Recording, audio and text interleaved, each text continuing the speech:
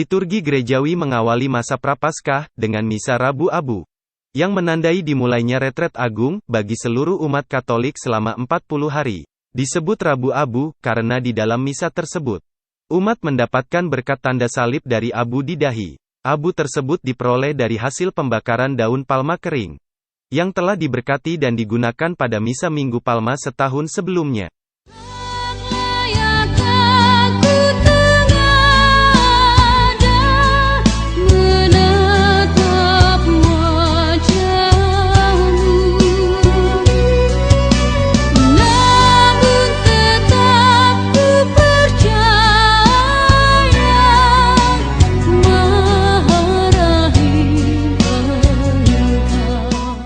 Kitab suci mengisahkan abu sebagai tanda pertobatan, dan juga menjadi tanda kesedihan dan penyesalan. Oleh karena itu, ketika memberikan berkat abu, pastor atau prodiakon pemberi abu akan mengucapkan kalimat, "Bertobatlah dan percayalah pada Injil."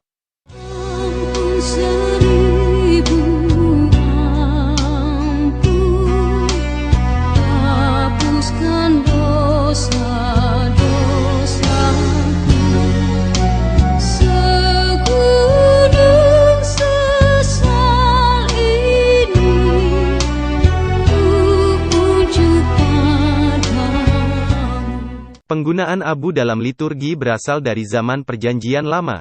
Sebagai contoh, dalam buku Ester, Mordekai mengenakan kain kabung dan abu ketika ia mendengar perintah Raja Ahasweros untuk membunuh semua orang Yahudi dalam kerajaan Persia. Ester 4 ayat 1. Ayub menyatakan sesalnya dengan duduk dalam debu dan abu. Ayub 42 ayat 6. Dalam nubuatnya tentang penawanan Yerusalem ke Babel, Daniel menulis, "Lalu aku mengarahkan mukaku kepada Tuhan Allah untuk berdoa dan bermohon, sambil berpuasa dan mengenakan kain kabung serta abu." Daniel 9 ayat 3. Dalam abad kelima sebelum Masehi, sesudah Yunus menyerukan agar orang berbalik kepada Tuhan dan bertobat, kota Niniwe memaklumkan puasa dan mengenakan kain kabung. Dan raja menyelubungi diri dengan kain kabung lalu duduk di atas abu. Yunus 3 ayat 5-6. Yesus sendiri juga menyinggung soal penggunaan abu. Seandainya mukjizat-mukjizat yang telah terjadi di tengah-tengahmu terjadi di Tirus dan Sidon, maka sudah lama orang-orang di situ bertobat dengan memakai pakaian kabung dan abu. Matius 11 ayat 21. Contoh-contoh dari kitab-kitab ini, baik dalam Perjanjian Lama maupun Perjanjian Baru, menunjukkan bahwa mereka yang menyesali dosa-dosanya menaburi diri dengan abu, serta membalut tubuh mereka dengan kain kabung. Itulah asal-usul penggunaan abu, yang kemudian gereja perdana mewariskan penggunaan abu untuk alasan simbolik yang sama. Dalam liturgi kita sekarang, dalam perayaan Rabu Abu, kita mempergunakan abu sebagai tanda bahwa kita wajib menyesali dosa-dosa kita, terutama selama masa Prapaskah.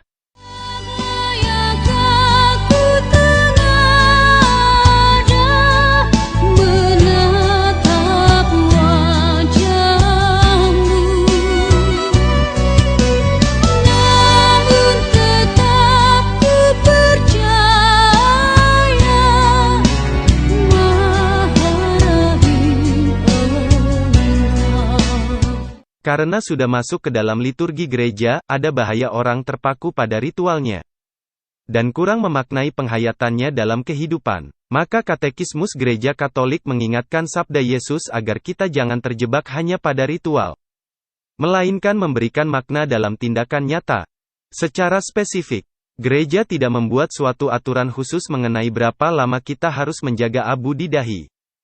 Umat Katolik dapat menentukan sendiri berapa lama dia menjaga abu di dahi. Meskipun sebagian besar umat memakai abu sepanjang hari setelah menerimanya saat misa, ada juga umat memiliki kebebasan untuk membersihkan abu tepat setelah misa selesai. Sesungguhnya abu yang dioleskan di dahi merupakan tanda pertobatan hati, agar kita menyadari betapa rapuhnya kita, dan betapa pentingnya mengandalkan hidup pada kerahiman Allah. Maka pastor atau prodiakon mengucapkan, "Ingatlah, engkau berasal dari debu dan akan kembali ke debu." Dengan kata-kata ini, kita diingatkan bahwa manusia diciptakan dari debu tanah dan akan kembali ke tanah. Kejadian 2 ayat 7. Dengan menyadari kerapuhan kita, kita membangun niat tobat dan tekad untuk hidup suci dengan pengendalian diri. Melalui mati raga untuk meningkatkan hidup spiritual. Gereja mengajarkan untuk mewujudkan mati raga dengan berdoa, berpuasa, perpantang, berderma, melakukan lebih banyak karya kasih dan menerima sakramen tobat. Jadi, berkat abu tidak dimaksudkan sebagai jimat yang mempunyai daya magis. Juga bukan sekedar ritual tanpa makna. Berpuasa dan berpantang mempersatukan sedikit pengorbanan kita dengan pengorbanan Yesus Kristus di kayu salib, sebagai sili dosa kita dan demi mendoakan keselamatan dunia. Itulah salib yang harus kita pikul sehari-hari seturut teladan dan perintah Yesus. Setiap orang yang mau mengikut aku, ia harus menyangkal dirinya, memikul salibnya setiap hari dan mengikut aku. Lukas 9 ayat 23. Barang siapa tidak memikul salibnya dan mengikut aku, ia tidak dapat menjadi muridku. Lukas 14 ayat 27. Mari kita mulai merenungkan makna dari abu itu sendiri, dan mengawali masa Prapaskah dengan hati yang penuh penyesalan akan dosa-dosa.